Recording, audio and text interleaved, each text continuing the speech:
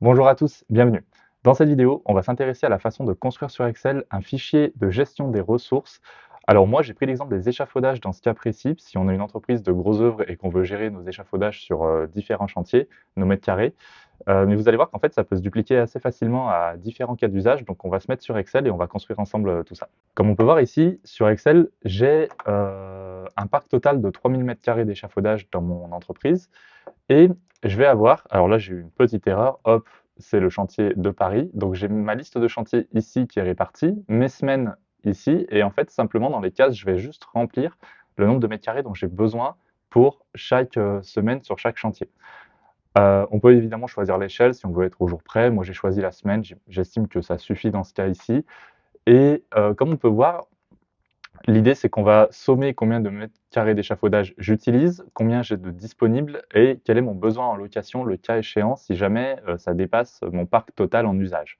Vous allez voir qu'il n'y a aucun code, c'est que de la formule et de la mise en forme. Donc, on va tout de suite passer dans le deuxième onglet et on part de zéro pour construire ce fichier-là. Donc ici, je me suis fait la petite checklist de ce que j'ai à remplir. Je vais commencer par ça, par la chronologie. Alors, ce que je vais faire, c'est que pour mettre mes semaines, je vais écrire S42 et je vais glisser tout ça jusqu'au bout. Ça va jusqu'à S52, donc la dernière de l'année. Et ce que je vais faire, c'est que je vais simplement mettre au-dessus 2025. Alors, on peut faire un planning un peu plus large, le mettre sur toute l'année, par exemple, et avoir une page par année. Là-dessus, on peut bricoler un petit peu. Je vous laisse faire ce qui vous convient le mieux. Je vais simplement ajouter également, alors je vais mettre ça, je vais laisser comme ça. Je vais simplement ajouter également ici mon parc total de 3000 mètres carrés. Voilà. Et ensuite, il faut que je fasse ma liste de chantier. Pour aller un peu plus vite, je retourne ici, je prends ma liste de chantier, mais l'idée c'est de les lister juste à côté de votre chronologie, comme ceci. Par la suite, on va affecter les charges, exactement comme avant. Alors ici, ça aurait été un petit peu long en vidéo si j'avais tout listé, donc je reprends ma répartition de charges que j'ai ici. Ça, dans l'idée, vous le remplissez à la main. Je vais juste mettre mes valeurs, parce que pour l'instant, j'ai pas de mise en forme, j'ai rien. Et comme on voit, donc, j'ai ma répartition qui est faite directement par semaine et par année. Je vais mettre juste un tout petit peu de mise en forme pour faciliter la lecture ici. Donc les bordures comme ceci et les bordures. Voilà. L'idée, c'est que quand vous avez des chantiers qui changent, et ben, c'est soit de les remplacer ici, soit d'insérer des lignes. Toutes les formules qu'on verra vont suivre dans ce cas précis. Donc, ça peut vous permettre d'avoir quelque chose de vivant un peu voilà, au fil de votre activité. Et ensuite, ce que je vais faire, c'est que j'aimerais bien savoir pour chaque semaine, quelle est la quantité d'échafaudage utilisée. Formule toute simple, je vais mettre utilisé entre parenthèses en mètres carrés. Je vais simplement récupérer la somme de ce que j'ai en semaine 42 pour cet exemple ici. Donc là, j'utilise 1600 mètres carrés et si je déroule tout ça, je vais me le centrer, j'ai bien mes mètres carrés utilisés par semaine. Donc on peut voir que pour l'instant, il n'y a pas trop de visuel, mais déjà, j'ai récupéré de la donnée. Si je vous fais un exemple, par exemple, sur cette semaine-là, je sais que j'aurais besoin de 500 mètres carrés. Ici, hop, on voit que ça suit bien. On est monté à 2100 en termes de charge. Donc tout va bien. Et ça va être un tableau où ça va être assez dynamique. Les formules vont suivre en fait à chaque fois.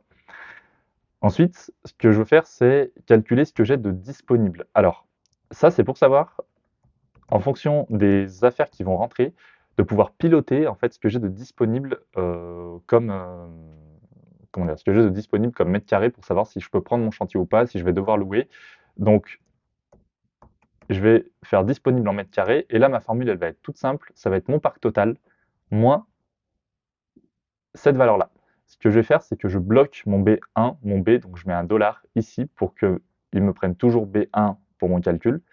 Et comme on peut voir, ça me calcule également ce qu'il y a de restant. Donc ici, je reprends mes 2100, j'en ai que 900 restantes. C'est le genre d'outil qui est assez utile pour les entreprises, notamment pour connaître, savoir où sont les échafaudages, parce que quand l'entreprise grossit, bah en fait, on a beaucoup de ressources d'un coup, et ça peut être un peu compliqué de savoir où est-ce qu'elles se trouvent, tout simplement. Donc ça vous permet de le savoir en un coup d'œil sur une semaine, de connaître la répartition de votre parc et de pouvoir piloter beaucoup mieux vos transferts dans ce cas-là d'échafaudage. Donc ensuite, j'avais dit disponible, besoin location. Alors ça, c'est un autre calcul que je fais en dessous, le besoin en location, parce que bah, les semaines où ça va dépasser, vous allez avoir certainement besoin de faire de faire appel à un locatier pour savoir de quoi vous avez besoin en termes de mètres carrés et éventuellement de chiffrer votre surplus sur cette semaine en particulier.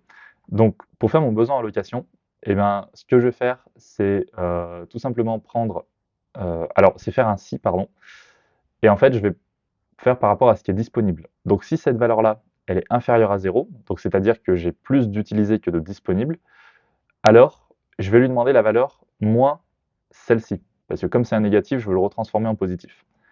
Et sinon, je mets deux guillemets, ce qui veut dire que sinon on n'affiche rien. Donc ici, j'ai pas de besoin.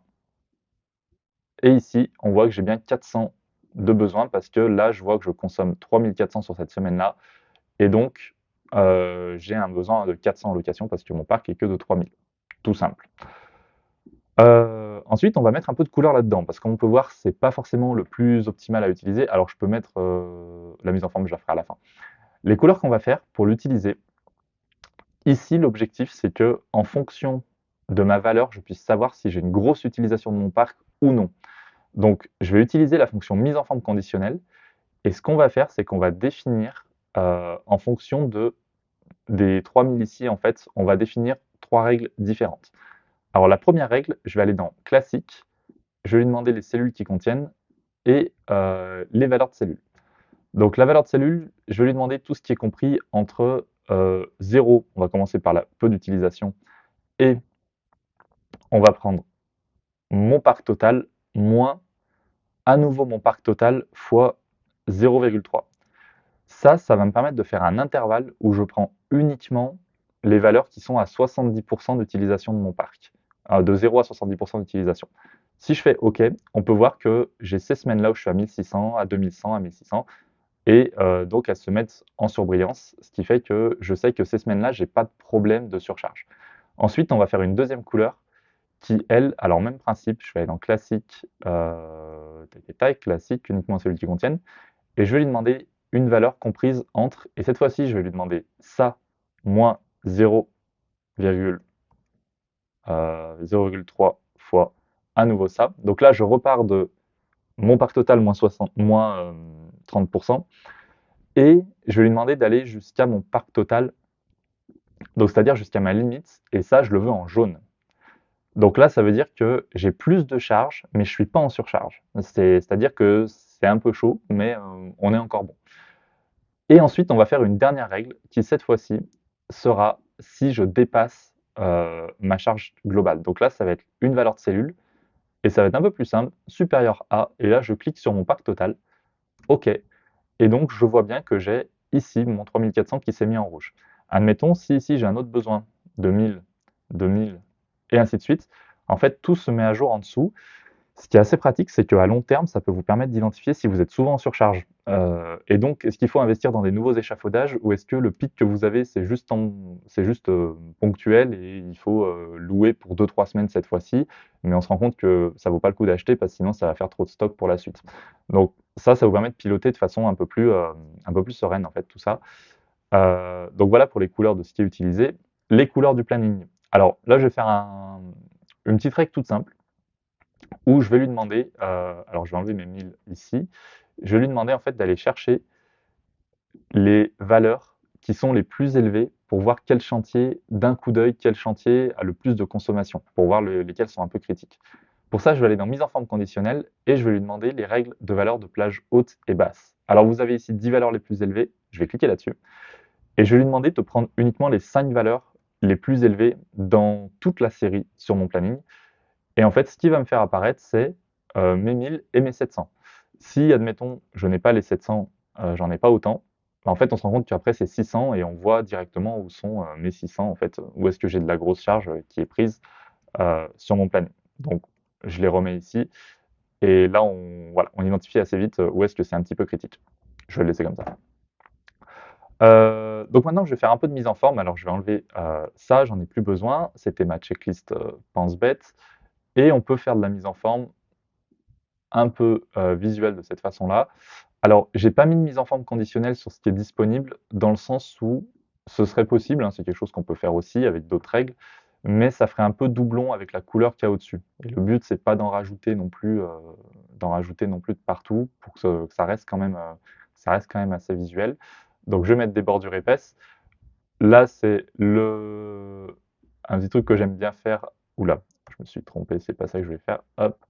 Quelque chose que j'aime bien faire, c'est mettre des petits remplissages comme ça donne un effet un peu logiciel. On a donc la mise en forme qui est clean. Bon, j'ai des formules qui traînent, des bordures qui traînent, pardon, mais vous avez compris que voilà, mon planning maintenant est vivant, dynamique, et ça me permet de gérer mes ressources comme ça. N'hésitez pas à me dire si vous avez d'autres types de ressources que vous voulez gérer. Là, on est vraiment dans une étude de cas un peu précise, mais en fait, on peut faire ça pour nos stocks, on peut faire ça pour des ressources humaines, pour aussi un planning de personnel en fonction de la répartition sur les chantiers, pour des gestions de ressources en usine aussi par rapport à des machines. En fait, les applications sont vraiment assez poussées, donc n'hésitez pas à me proposer ça en commentaire. Je vous remercie d'avoir suivi jusque-là. Dites-moi si vous y arrivez, si vous parvenez à faire ce type de planning.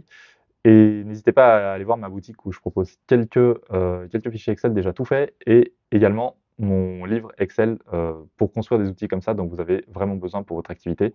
Je vous remercie d'avoir suivi jusque-là. Je vous souhaite une bonne journée et à bientôt.